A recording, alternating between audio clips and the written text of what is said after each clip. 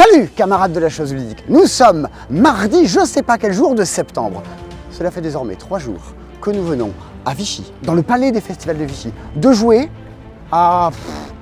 On a essayé de trouver un nombre, la réponse est trop, à beaucoup trop de jeux de société. Ici, chaque année se réunissent tous les éditeurs, toutes les boutiques, tous les auteurs de France afin de faire découvrir aux boutiques et donc à vous tous les jeux de société qui vont marquer la fin de l'année 2023. Nous avons parcouru pendant 3 jours toutes ces allées, jouer à des choses, en observer d'autres. Et nous sommes des êtres humains, nous avons des avis, nous avons des goûts, peut-être imparfaits. On n'a peut-être pas tout vu autant qu'il fallait, mais du moins nous sortons de là avec une liste de 25 jeux qui nous semblent être ceux qui sortent un peu du lot, qui sont les trucs les plus marquants de l'année. Ces jeux-là, nous les avons vus avec Baptiste qui est derrière la caméra, avec Sébastien, avec Thomas et avec Christy. Et on va vous embarquer avec nous pendant une longue traversée en plan séquence de tout le festival. Ces jeux-là, vous allez pouvoir les retrouver d'ici la fin de l'année, à Noël, sous votre sapin, vous allez pouvoir les commander sur notre site internet. Et surtout, l'an dernier, on a fait un petit code promo, mais cette année, on fait mieux. On vous offre un jeu. Non pas n'importe quel jeu. L'an dernier, il a été élu par l'intégralité de l'équipe, après des débats, un des tout meilleurs jeux, un des 10 meilleurs jeux, et même très très haut dans le top 3 de l'année 2022. Ce jeu, c'est le Trône de fer Betwixt. Si vous nous commandez des jeux de cette vidéo, au moins 2, que ça fait une 60aine d'euros d'achat, hop, dans votre panier, sur le site internet www.lepastin.com, pouf, un Betwixt gratuit apparaîtra dans votre colis, apparaîtra donc chez vous. Amandine, Tony vous livreront tout ça pour copier du sapin. Putain, il y a le bonheur d'avoir un des meilleurs jeux d'enfoirés de l'année sur le thème du trône de fer. Un truc qu'on a surkiffé. Quel bonheur de pouvoir vous faire partager ça. Un grand retour sur 2022 et des jeux marquants avant d'attaquer 2023 avec des trucs qui ont marqué un peu l'année. Vous êtes prêts pour embarquer là-dedans et partager tout ce que vous avez vu avec tout le monde? Bien sûr, bien sûr. On va commencer par un premier jeu. Je vais chez Matago, vous me suivez? Allez. Chez Matago. Des gens de Bordeaux, des gens bien, je dis ça parce qu'ils sont à côté, qui nous regardent. On est observé par tous ces gens-là. Il y a plusieurs choses qui sortent, une dizaine, quinzaine de jeux. Moi, les 2 trucs qui m'ont le plus marqué, en tout premier, c'est un des jeux qui mondialement a fait un grand effet à tout le monde. C'est un type de jeu que j'adore particulièrement. Si vous le savez, parce que vous regardez la chaîne, vous avez vu Skull King, vous avez vu The Crew, et c'est un des jeux de ce genre-là, un jeu de pli, un jeu de cartes, un jeu de tarot, un jeu de comptoir, qui a un principe très étonnant. C'est Cat in the Box, un jeu qui est édité chez les gens de... Ah, comment ils s'appellent, les Américains? C'est les gens qui ont fait Sink or Swim. Vous retrouverez chez vous. Un truc très étonnant. Vous jouez des cartes de votre main, vous savez, on met tous un numéro, le plus fort à remporter, il y a une couleur de l'atout, mais il y a un truc qui est chelou dans le jeu, les cartes n'ont aucune couleur. Regardez, c'est blanc, et toutes les cartes du jeu sont blanches. Mais si je la pose ici, ce 4 devient bleu. Si je le mets là, ce 4 devient rouge. J'ai joué le 4 rouge. Je mets une pierre pour dire c'est moi qui l'ai joué. Plus personne autour de la table ne pourra mettre un 4 rouge. Ça créerait une sorte de paradoxe. Ça ferait complètement péter le jeu, vous perdrez des points. Il va falloir que vous créez votre jeu vous-même. C'est une espèce de jeu de pli en version pâte à modeler, avec des paradoxes de partout. Et avec votre main, vous vous êtes engagé à dire « moi je ferai des points » ou « j'en ferai pas ». Et vaut mieux s'y tenir. C'est très étonnant. Pour les gens qui, comme moi, aiment les jeux de cartes, c'est un ovni. Et des fois, les jeux tentent de créer des choses, tentent d'être originaux, d'apporter quelque chose. Original, c'est pas une qualité, c'est un constat. Mais là, c'est original et bam, ça tape juste. Du coup, mondialement, tout le monde en parle. Et nous, on n'est pas meilleurs que les autres. On y joue, on dit, c'est très bien. Et on suit le flot mondial de gens qui disent, vas-y, jouez à ça. Il en sortira quelque chose qu'il n'y a pas dans tous les autres jeux. Il y a un autre truc chez Matago qui m'a fait un peu rentrer dans l'œil. Il faut des jeux en ophtalmo. L'an dernier, on vous a beaucoup parlé de Turing Machine, un jeu de déduction dans lequel on essaie de craquer des codes, qui étaient chacun pour soi, plutôt solo, qui pouvaient être coop, mais qui restait quand même un exercice assez solitaire. Cette année, Matago arrive avec Almost Innocent, un jeu de Philippe Attali, qui est quelqu'un de très bien, ce qui ne gâche rien au plaisir du jeu, avec les illustrations de Satoshi Matsura. C'est le monsieur qui avait illustré un autre jeu qui s'appelait Idle Leaders. Dans celui-ci, vous devez résoudre coopérativement des enquêtes, des meurtres, des crimes. Vous devez retrouver et faire retrouver aux autres joueurs une combinaison d'un personnage, d'une arme, d'un motif, d'un lieu du crime. Vous avez chacun reçu une petite combinaison. Votre but, c'est que les autres devinent la vôtre. À votre tour, le F, c'est tout couillon. On vous pose une question. On va dire, Simon, dans cette colonne, combien il y a d'éléments de ta combinaison? Si jamais j'ai lui comme tueur, ou j'ai cet objet-là, ou ce motif-là, je vais leur dire, dans la ligne, il y a 3 trucs de ma combinaison. Vous ne savez pas lesquels c'est, il y en a 4. Il y en a que 3 parmi les 4. Vous vous rappelez du mastermind, vous mettez des petits picots. On est là-dedans. Et les gens posent des questions, et là, et dans celle-là, et est-ce que tu as celui-là? Vous avez 10 tours. Mais 10 questions. Il faut que tout le monde retrouve les combinaisons des autres, de votre voisin de gauche. Écoutez les indices du voisin de droite. C'est aussi simple et évident que ça. Le plateau est figé, l'auteur a pensé à des choses. Et il y a un mode de jeu un peu évolutif où au fur et à mesure, il y a de plus en plus de criminels, les plateaux sont de plus en plus compliqués. C'est aussi bien à 2 qu'à 4. Je trouve que toutes les configurations de jeu marchent, l'édition est canon. Et déduire des choses avec les autres et en discuter est quand même un exercice intellectuel beaucoup plus satisfaisant que j'ai trouvé dans mon coin, je suis le meilleur et allez vous rire. Non, on partage, on a besoin que tout le monde trouve, on a besoin d'aider les autres et de s'aider soi-même. Je trouve ça très bon, très fort. Et je crois que c'est même pas très cher, mais j'ai peut-être pas exact. Ah si, 34 €. C'est bien fait. Chez Matago, ils nous mettent les jeux qu'ils veulent nous montrer à tout prix et les prix juste à côté. Ça, c'est pour les trucs qui ont éveillé un peu notre intérêt chez Matago. Ça joue même à 5. Il y a un set dispo dans lequel on en parle pour jouer à 5. Là-bas, je vois Sébastien, au loin, avec un truc qu'il a joué avant le Festival du jeu et qui surkiffe. Et ça, vous allez forcément entendre parler beaucoup. Terraforming Mars, le jeu de dés. Terraforming Mars, ça doit vous dire un truc, ça fait presque bientôt 10 ans qu'on vous en parle. Il y a un nouveau jeu qui vient de sortir, le pitch se fait très rapidement, ça s'explique en 10 minutes, ça se joue en 1 heure. C'est plus un argument commercial qu'un argument ludique, mais s'il y a des gens dans votre entourage qui sont des fois butés un peu par la complexité, le côté volumique et énorme de Terraforming Mars, ça peut leur servir justement à découvrir et à se familiariser avec le jeu. C'est un jeu de gestion avec des dés. À mon tour, je vais pouvoir produire des dés, à mon tour, je vais gagner des dés de couleur, et ces dés de couleur vont me servir à jouer des cartes. Je les prends, je les lance. Une fois que j'ai lancé mes dés, ça bouge plus. Ici, j'aurai une fiole et 2 degrés Celsius. J'ai des cartes en main, comme dans Terra, et je vais pouvoir dépenser les ressources qui vont bien pour pouvoir poser mes cartes devant moi. Alors vous me dites, oui, bah d'accord, c'est un jeu de hasard, c'est pas un jeu de gestion ton truc. Oui, mais à chaque tour, je peux dépenser des dés pour changer la face de mon dé. J'ai du contrôle qui est proposé par le jeu, et j'ai des cartes qui vont me permettre de débloquer encore plus de contrôle. Plus on avance, plus on a de production.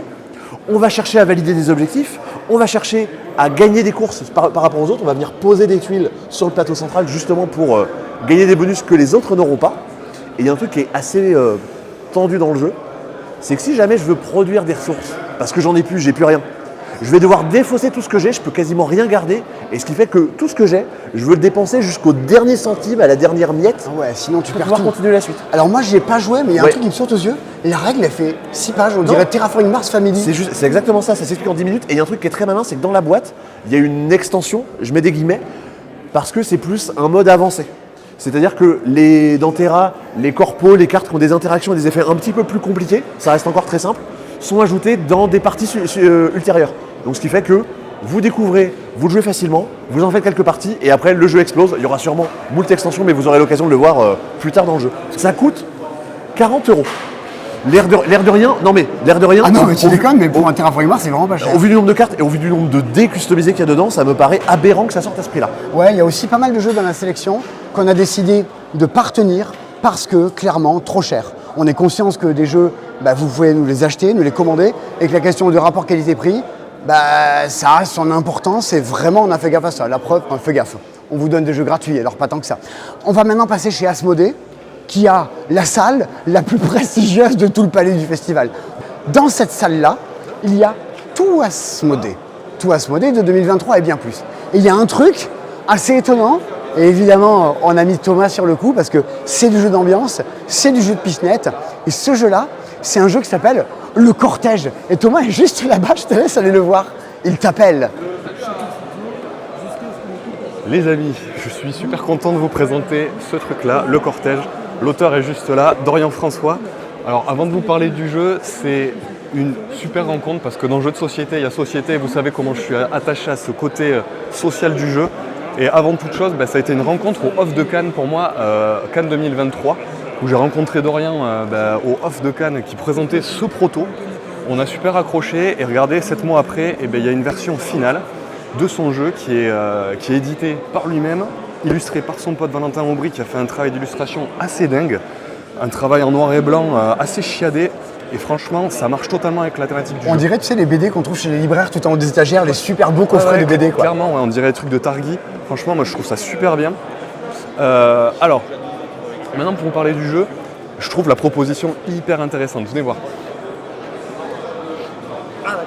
Donc ici, vous allez avoir un jeu de pichenette. Vous connaissez mon amour pour ce genre de jeu.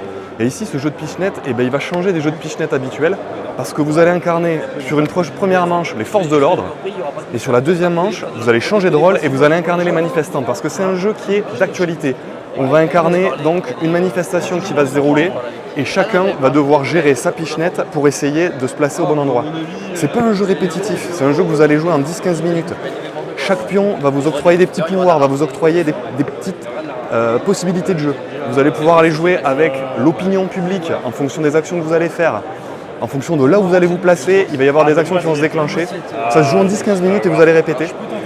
En toute honnêteté, en pichenette, ça fait bien longtemps que j'avais pas vu un truc aussi enthousiasmant. Et puis on sent que ça va générer des discussions et des petits apéros. Mais complètement. Et au-delà de ça, il y a un vrai propos, mais c'est pas un propos militant, tu vois.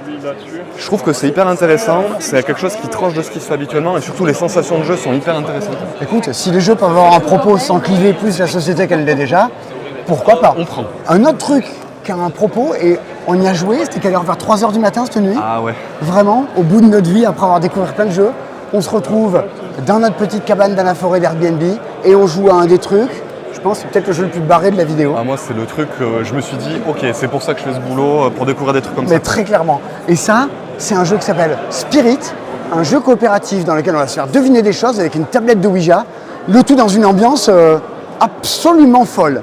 Comment ça marche, cette histoire? C'est un jeu coopératif. Alors attendez, on va le faire direct de suite. Ça, c'est la couve.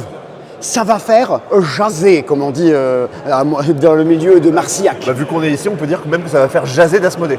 Jaser d'Asmodée. Si vous avez la blague, écrivez-le dans les commentaires. Ça, c'est la couve. Chez vous, vous allez pouvoir la mettre dans la déco. Vous direz, t'as une table Ouija chez toi? Oui, oui. Ça fera discuter. Dans ce jeu-là, un des joueurs incarne quelqu'un qui est décédé et qui revient hanter le monde avec une motivation. Ma motivation va être: je veux humer la terre de la forêt natale. Ok, d'accord, chacun sa motivation dans la life. Les autres joueurs vont me poser des questions, secrètement à base de cartes. Genre, Sébastien, la question c'est: quel animal te représente le mieux? Moi je me dis, un ver de terre. Il va falloir que j'écrive le mot ver de terre. Pour ça, on va tous poser notre doigt sur la tablette Ouija et on va se déplacer vers les lettres qui constituent le mot ver de terre. Moi, je vais aller vers le V pour faire deviner vert, puis vers le E. Mais tous ces andouilles ont des missions secrètes. Vous devez éviter des lettres, passer par des lettres secrètes. Malgré tout, c'est coopératif. Il faut arriver à s'écouter sans se parler, faire deviner des mots au fur et à mesure et que vous arriviez à retrouver ver de terre pour qu'à la fin, parmi tous les esprits qui sont sur la table, vous deviniez que je suis l'esprit de celui qui veut revenir au centre de la forêt. Vous l'avez vu, mais vous ne l'avez pas senti. Ce truc-là, quand vous l'avez dans la main, ça tire de toutes les forces. Et vous savez qu'il y a des esprits, c'est l'esprit de ces 4 cons autour de la table, qui tirent dans un coin, dans un autre. Et ils ont une motivation qui est légitime, qui est juste. Tu veux éviter ton malus de « Oh non, il ne faut pas qu'on passe par le cul !» Pas du tout, je veux l'éviter. C'était une des cartes qu'on a eues hier, désolé. Il y a beaucoup de fatigue. Mais ça tire et à un moment, je vais te laisser faire ce que tu veux. Ça va rajouter des lettres dans le truc. On va être paumé.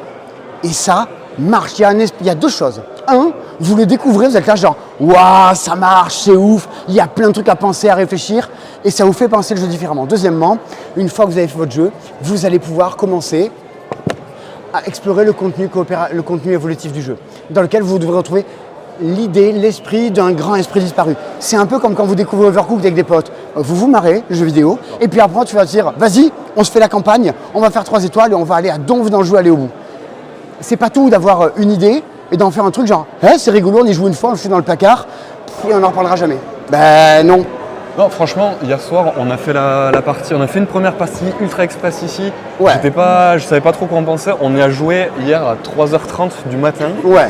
Et on avait qu'une envie, c'était d'en refaire une. Moi, franchement, ça a été, je pense, la claque du festival. Mais oui. Le fait de mettre le jeu sur la couverture, pour moi, c'est une idée génialissime.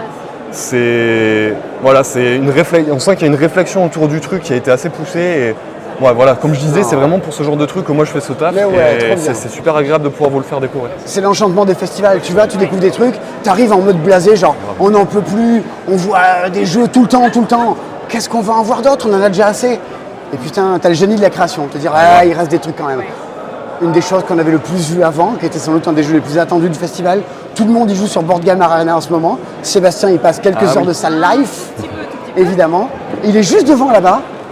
Ça, Je crois qu'il ça, nous appelle. ça, vous en entendrez parler et reparler. Si c'est pas en lice pour l'As d'Or, c'est vraiment pas loin.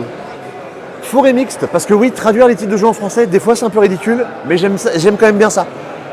C'est le 800 millième jeu sur la nature qui est sorti cette année, mais qu'est-ce que c'est bien. Vous allez avoir des cartes dans votre main, vous allez chercher à les poser devant vous pour marquer des points. Là justement, on a vraiment l'impression de décrire le 8e millième jeu de l'année de la même façon, mais ça change énormément de trucs. Vos cartes en main, déjà regardez, elles sont coupées en deux. Vous avez des petits animaux, quand vous jouez une carte, vous devez choisir pour chaque carte quelle moitié vous allez devoir utiliser.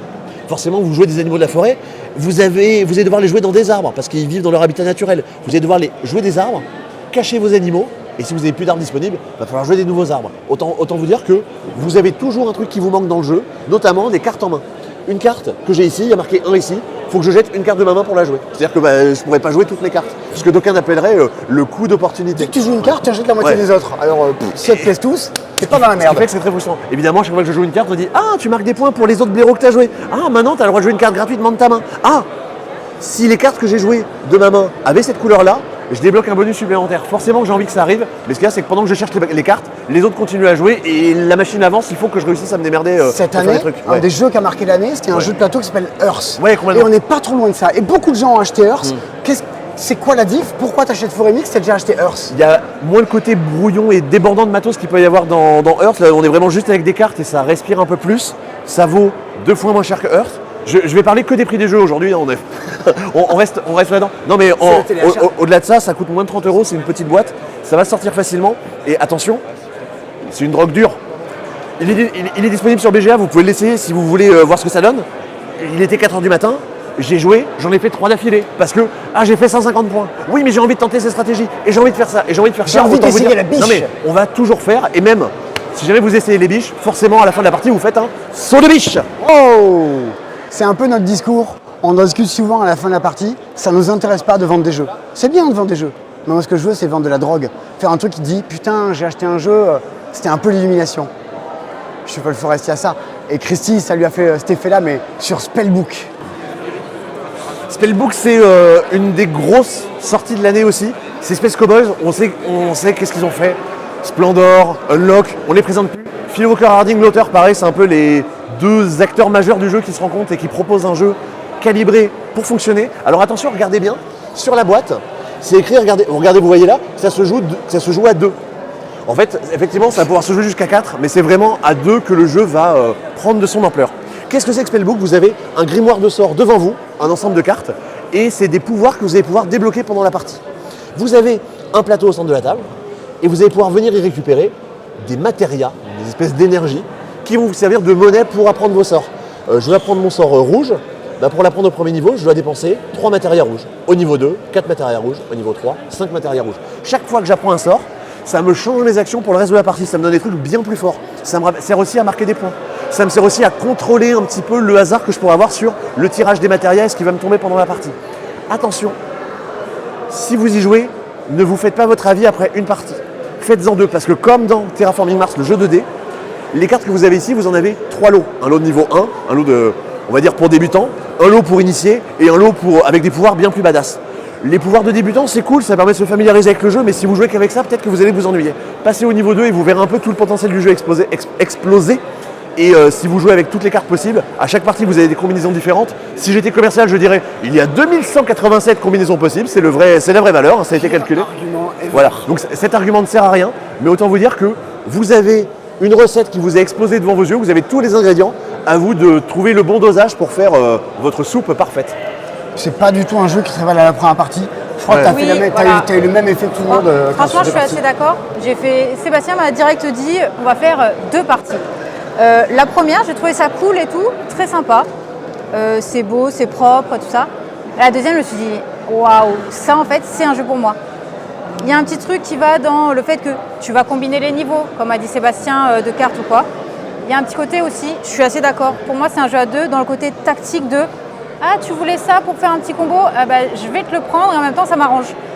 Et c'est super propre et tu vas évoluer, tu vas faire des games, tu vas vouloir toutes les combinaisons. Franchement, c'est le jeu à 2 à faire ça n'est quoi. Et Encore une fois, les Space Cowboys. quand tu expliques le verre tournoimatopée préféré, c'est-à-dire que tu joues, c'est Oui, C'est exactement ça, c'est le rythme de la partie. c'est un dynamisme, c'est c'est ça. rapide. T'as pas de temps mort, t'ennuies pas, ça roule. Et pour les gens qui auraient peur de ce genre de jeu, pareil, un petit disclaimer. Non mais souvent, on récupère plein de cartes, il faut se débrouiller avec, on ne sait jamais trop quoi prendre. Là, Ouais. dès le début de la partie, vous savez quelles sont toutes vos possibilités.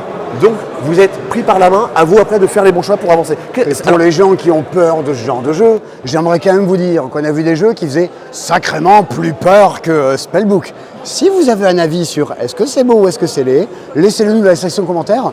Franchement, je suis partagé. Je ne sais pas si c'est laid ou si c'est affreux. Mais bon, dans une autre ambiance, un autre style de jeu, un style de jeu beaucoup plus rare, du jeu de commerce. C'est la refonte d'un jeu que moi j'avais beaucoup aimé il y a des années, parce que je suis un peu le vieux joueur, c'est Waterfall Park. Mais ce que j'adore, c'est quand je vois ça, je t'y fais jouer et tu trouves ça cool. Tu es comme moi sur les faits de dire, Waterfall Park, c'est peut-être pas un jeu dont tu fais 503 parties dans ta vie. Mais à un moment, les 3 cartes que tu feras, il se passe un truc. Ah, clairement, moi j'ai joué à la maison avec Jojo, l'ami Jojo que vous commencez à connaître et les copains. Et effectivement, on n'en a pas fait qu'une parce que dès la fin de la première partie, il y a un truc que tu captes et tu as envie d'aller chicaner encore plus parce qu'il s'agit quand même d'un jeu où tu vas chicaner, quoi. Chicaner parce qu'on essaie de construire un parc d'attractions. On essaie de récupérer des attractions de fêtes foraines, de les poser sur le plateau. On essaie surtout de mettre les mêmes attractions à côté avec des trucs qui disent c'est ma couleur, merci que c'est chez moi. Sauf qu'au début, les emplacements, ils sont attribués au hasard. Et des fois, tu es ici et pouf, on te file un emplacement là-bas. Tu dis, vas-y, je le veux, l'emplacement jaune, moi. Et ça va négocier. Et donne-le-moi. Je te refile mon truc de barbe à papa. Ouais, tu vas me donner 3 pièces avec, s'il te plaît. Vas-y, t'abuses. Le tour prochain, si tu me laisses pas faire ça, eh bien, ça discute. Ambiance intrigue, ambiance, Évidemment. tout ce genre de jeu où Bonanza, c'est Bonanza, le jeu de plateau. exactement. Si vous avez joué à ça, c'est magique. Et ce t'es côté, là-dedans. foire d'empoigne où sur le dernier tour il y avait des trucs complètement explosifs qui vont apparaître. Moi j'ai adoré cette sensation de jeu où ça part un peu dans tous les sens et où tu vas un peu vendre père et mère pour avoir cette fenêtre à la 47 qui t'arrange à fond, quoi. Mais oui, c'est un 2 monstrueux défauts. Il y a du plastique absolument partout, ce qui en 2023 me semble évitable. Et l'autre défaut, c'est qu'à des moments, tu vas négocier avec un type qui a juste décidé de dire « Mais toi mon gars, je vais te faire perdre, je vais rien te lâcher, Exactement. tu vas me filer ta thune et tu vas perdre la partie. » Il y a du king-making, mais tu sors de là, mais des fois tu es hyper heureux, tu as envie de hurler, des fois tu as envie de tuer la terre entière. Mais il s'est passé quelque chose. Eh ben t'étais pas chez toi, sur France 3, à faire des mots croisés. Et tu te sens un peu vivant. T'as joué à Waterfall Park. Et c'est ça qu'on veut dans la vie. D'Asmodée, il y a encore plein de choses. On pourrait y passer la journée, mais à tout présenter, ça serait vraiment un téléachat. Et encore une fois, on y a joué, on a un vécu sur ce jeu-là, on veut vous en parler. On vous en parlait d'entrée avec Cat in the Box, qui est sans doute un des trucs les plus attendus au monde, mais le jeu le plus attendu au monde. Celui sur lequel la foudre est tombée cette année, ce n'est pas un jeu qui est chez Asmodée, c'est un jeu tiré d'un jeu vidéo, avec plein d'auteurs derrière qui l'ont adapté en jeu de société. Et ce jeu-là, il a gagné le Spiel des Jahres. C'est l'équivalent de notre César et de nos Oscars dans le monde du jeu. On va aller le voir, il est dans un espace juste à côté. Mais au passage, on peut profiter. Toutes les foires expo, c'est toujours dans des hangars pas possibles. Bon là, je ne sais pas si vous avez déjà fait une foire expo avec de la moquette et des lustres, mais franchement, c'est pas tous les 4 matins. C'est quand même un plaisir de se retrouver là-dedans. Et vous voyez bien qu'on a le temps de jouer à des jeux dans des conditions plutôt agréables et avec un monde du jeu plutôt bienveillant, plutôt accueillant.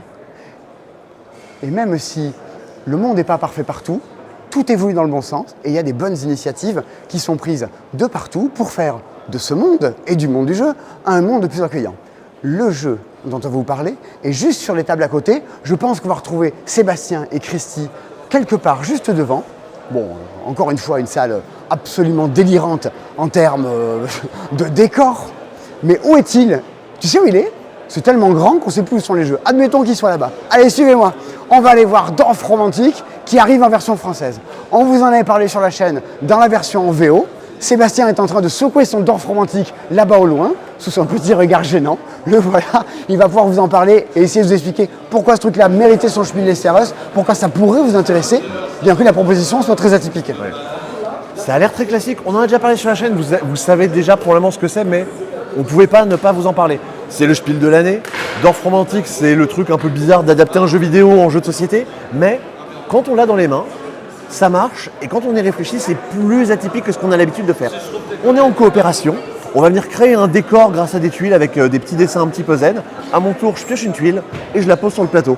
Dans l'idée, je vais essayer de continuer les mêmes décors, mais avec les forêts, les champs avec les champs, mais je suis pas obligé de le faire. Je suis à peu près tranquille, je fais ce que je veux.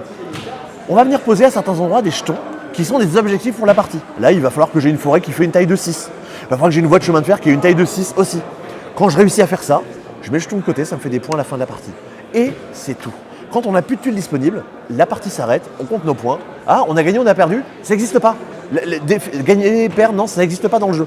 On va juste compter nos points et on va gagner des sortes de points d'expérience parce que dans le jeu, vous allez avoir une feuille comme ça, qui est une feuille de campagne, et pour chaque point que vous marquez, vous avancez sur une espèce de petite piste qui va vous dire ouvrez la boîte numéro 2, débloquez telle carte, et ça vous donne, dans ce contenu que je ne vais pas révéler bien sûr pour des raisons évidentes, vous allez débloquer des nouvelles façons de marquer des points. Moi, je vais le regarder. Et des nouveaux objectifs. Vous allez vous dire, ah, si tu gagnes la partie en faisant ça, bah tu débloques encore un truc après.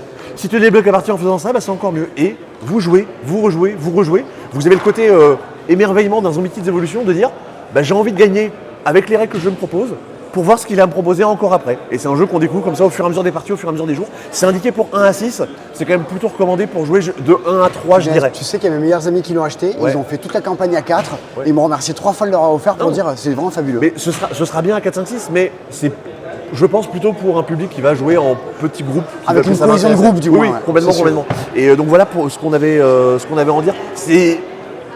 On va pas juste répéter la même chose qu'on fait depuis des mois et des mois. C'est bien, essayez-le et jouez-le en festival. Vous vous rendez compte à quel point c'est beaucoup plus malin que ce que ça peut avoir l'air. De toute façon, on est tous dans un moment, dans une époque de l'histoire du jeu de société, dans lequel l'importance des jeux pour jouer en solo a pris de plus en plus de place. Parce que dans nos vies, on n'a pas toujours des gens et le temps de jouer à des choses tout le temps, avec du monde autour.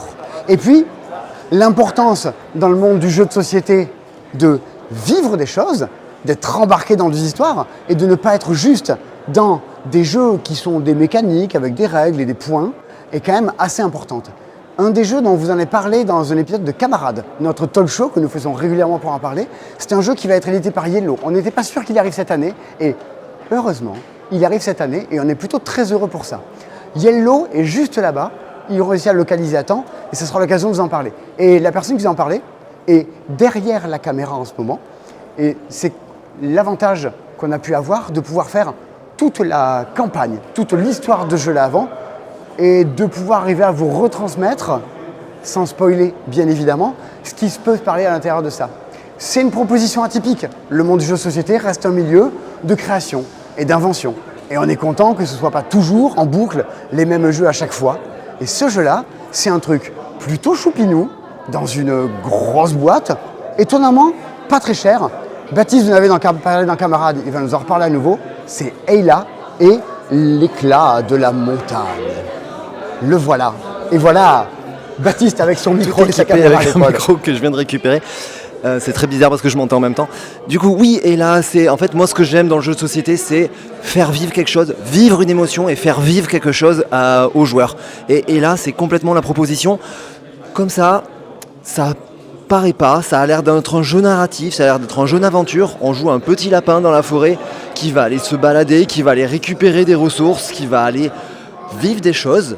Mais au fur et à mesure de l'aventure, en fait, on va découvrir des nouveaux éléments, des nouveaux événements, et on va comme ça avancer dans l'histoire. La mécanique est très simple, à chaque fois on a une petite carte, et on a plusieurs choix. Soit je peux aller rester avec l'arbre qui me propose de partir, me promener dans la forêt. Je peux dire, non, je préfère rester avec toi, grand arbre, je gagne de la nourriture, ou alors je décide de suivre son conseil et d'aller voir un peu plus loin. À ce moment-là, je vais débloquer une carte que je vais mettre dans le futur, je vais le mettre dans le futur. Quand j'aurai terminé toutes les cartes du présent, toutes les cartes du futur vont s'ajouter aux cartes en cours et faire le tour d'après. La mécanique est très simple, il y a un petit peu de manipulation, on retourne des cartes, on récupère des ressources, on les consomme pour en faire autre chose, etc. Mais il se passe quelque chose. C'est le vrai truc du jeu, c'est tu t'en sors. Alors il faut continuer, il faut arriver à faire tous les scénarios. Vous pouvez perdre, et comme quand je disais dans le Camarade, c'est un jeu où perdre fait partie intégrante du gameplay. Il faut perdre pour comprendre ce que le jeu veut vous dire et vers quoi il veut vous amener. Et ce vers quoi il veut vous amener, franchement, ça vaut le coup de perdre.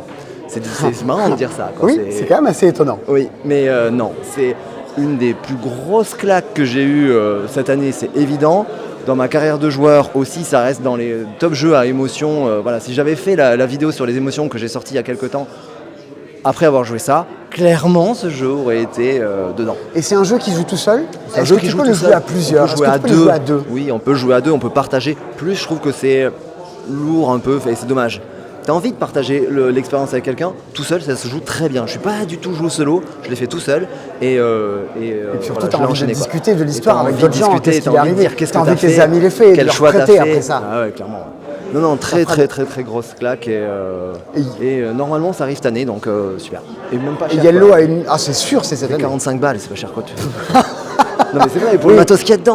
C'est un des critères, oui. Ouais. La boîte est quand même elle est sacrément remplie de énorme, trucs, il y a des petits gameplays différents à chaque scénario. Rempli en matériel, rempli en émotion. Puis c'est super mignon, enfin bref.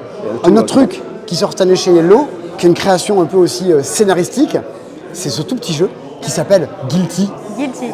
Allez. Ouais, c'est ça. Venez un peu avec moi parce que franchement, ça c'est un de mes coups de cœur.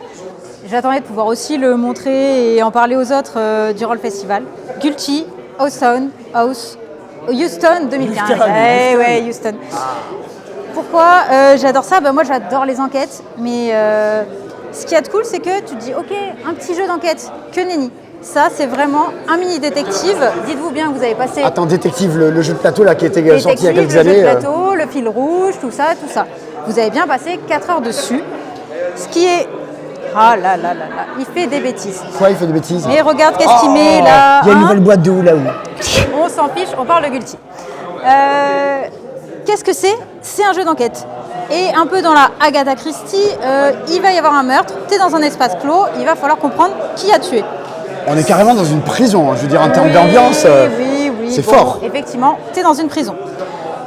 Vous connaissez certains mon amour pour les applications. Et bien là, effectivement, c'est un jeu d'enquête, il y a du temps, mais le compteur de temps, il est très particulier, c'est des cartes. Et ces cartes, elles vont faire deux choses, elles vont compter le temps. Et sauf que parfois, elles vont aussi te donner des choses à faire, des informations et tout ça. Ouais, un peu comme si le jeu vivait en temps réel, même si tu prends ton temps. Tu sais qu'il y a des choses qui vont apparaître, disparaître à l'intérieur de la partie. Exactement.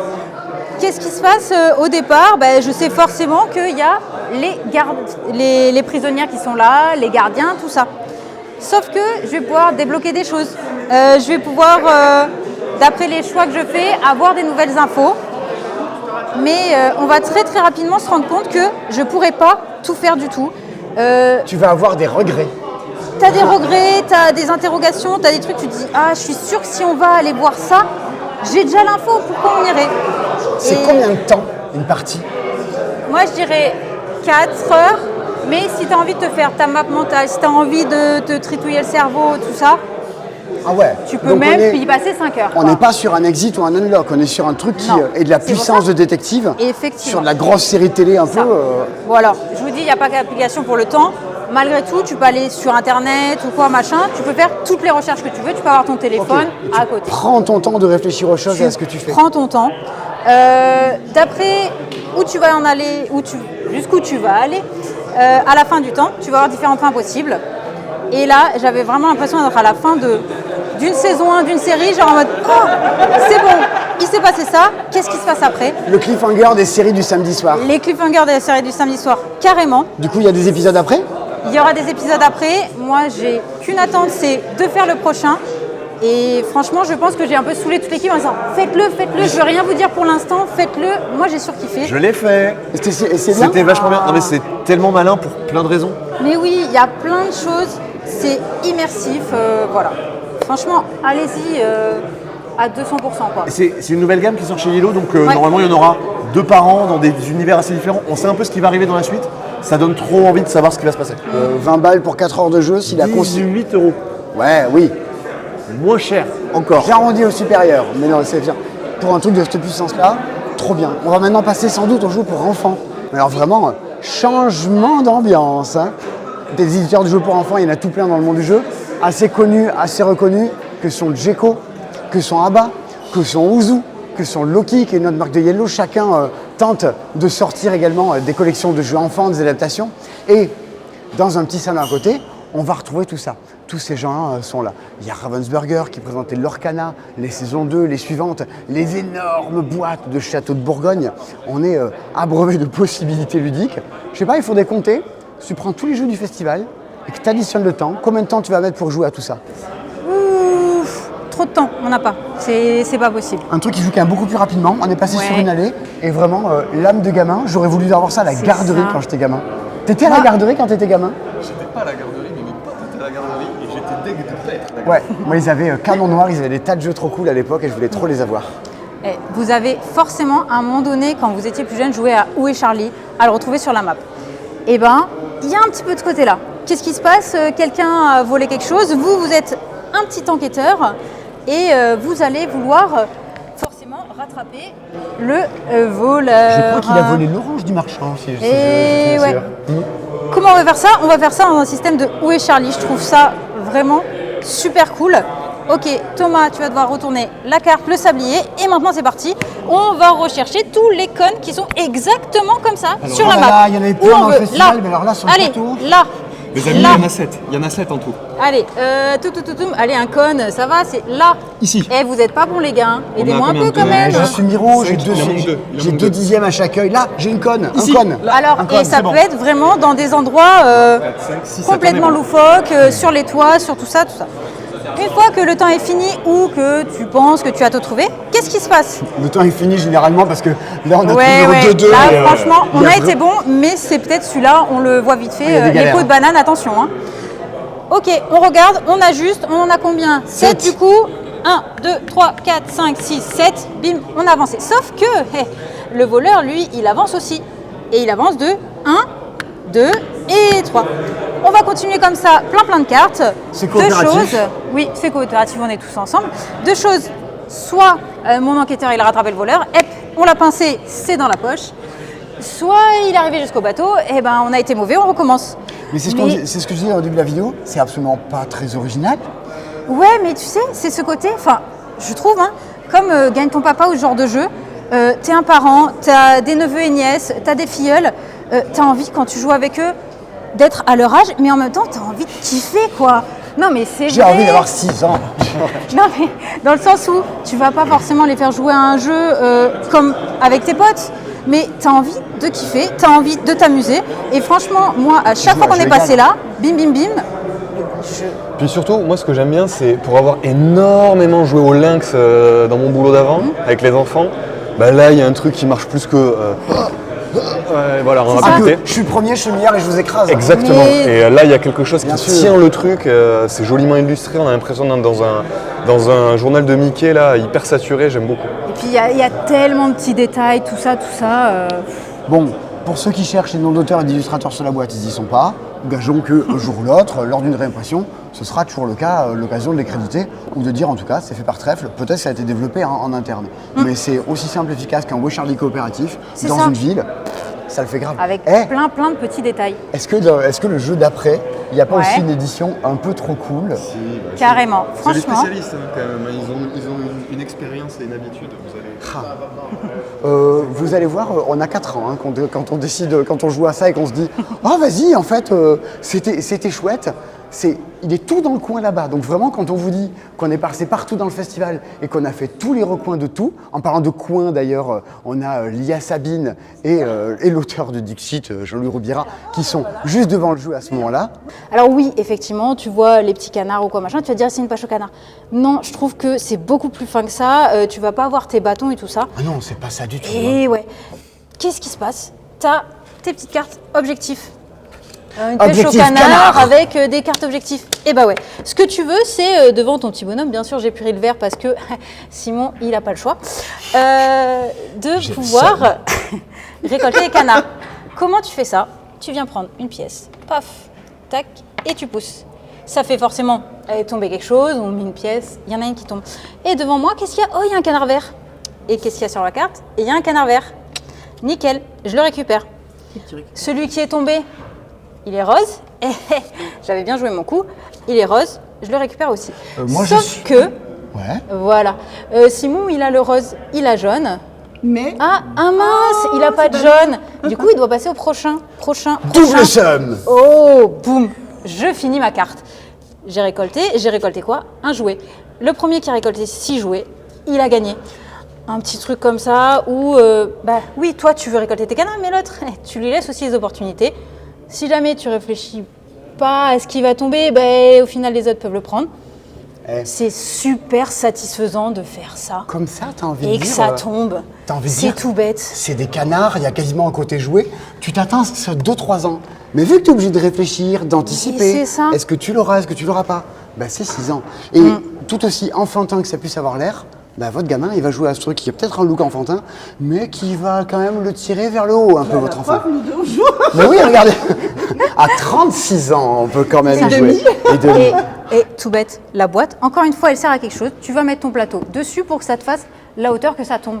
Ça, je trouve ça trop cool. Les boîtes dans lesquelles on met Les les jouets à boîtes, l'intérieur. ça sert à quelque chose, c'est pas juste tu la mets sur l'étagère ou quoi. Mais ouais, carrément. Trop cool. Et il y Je avait vais vous un amener autre à un jeu, autre truc qui, la boîte, là aussi elle sert à quelque chose. Venez avec moi. C'est un petit escape game, l'escape game au manoir hanté. Bon, il y avait des choses à l'intérieur, et malheureusement, ça arrive. Qu'est-ce qui se passe? Votre boîte de jeu, et je suis très très douée avec les boîtes de jeu, votre boîte de jeu, elle va vous servir à jouer et à résoudre tout ce qu'il y a à faire. Un petit pitch au départ, je tire ma carte et je la lis. Tom et Alice, ils se sont retrouvés plongés dans une faille temporelle, j'en sais rien. Ils se sont retrouvés dans le manoir hanté. Ok, je lis ma carte, on est tous ensemble et on va devoir résoudre les choses. Des petites icônes pour dire je retourne, je dois récupérer des objets, j'ai des petits cadenas. Au fur et à mesure, tu vas débloquer des choses. Ça te dit, ok, prenez la pièce 12. Ok, je prends la pièce 12, je la mets dans le grenier, dans la zone verte. Paf, paf, paf. Je vais de temps en temps prendre mon petit miroir, aller regarder. Ah, attends, qu'est-ce qu'il y a au plafond? Qu'est-ce qui se passe? Et je pense que je vois... un chiffre 9. Ok. En même temps, une fois que je me dis, j'ai la solution. Et qu'est-ce que je fais? Je vais voir, pouf, oh, ça apparaît. Combien il y avait de livres? Qu'est-ce qui se passe? Comment j'observe les choses? Différents types d'énigmes, ça je trouve ça cool. C'est pas toujours la même mécanique, c'est pas toujours la même chose. Moi, je suis gamin. Une fois que j'ai fini l'escape game, je garde la maison et je mets tous mes Playmobil et mes Lego à l'intérieur, quoi. Au passage, non, mais la scénographie des jeux quand t'es gamin, c'est super important. T'as trop envie de ça, quoi. Dans la boîte d'escape game, tu vas avoir 10 missions en plus de la démo que tu peux avoir. 40 minutes, 10 missions, t'es enfant, t'as envie de faire toute l'histoire, il y a un fil rouge. Franchement, c'est canon. T'en fais un tous les vendredis à la sortie de l'école pour fêter le début du week-end. Mais carrément. Après, les festivals aussi, tu vois, on a joué à plein de choses. Il y a aussi des tas de choses, on se dit, putain, mais ça, on a envie d'y jouer, on n'a pas le temps de tout essayer, ce qu'on vous dit dans la vidéo. Même si on vous montre plein de jeux, vous aurez plein de retours sur Vichy qui se feront partout sur les blogs ludiques. Et chacun aura sa vérité, aura son vécu de son ressenti du festival.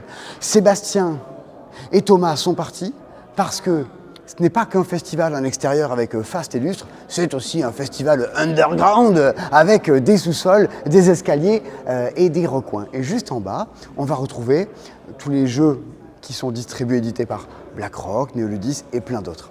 Dans ces jeux-là, ce sont pas mal de choses qu'on a déjà vues à Cannes en début d'année, qui est l'autre gros salon professionnel dans lequel les acteurs du monde ludique, la presse, les boutiques ont le temps de pouvoir voir les choses et de jouer à des choses.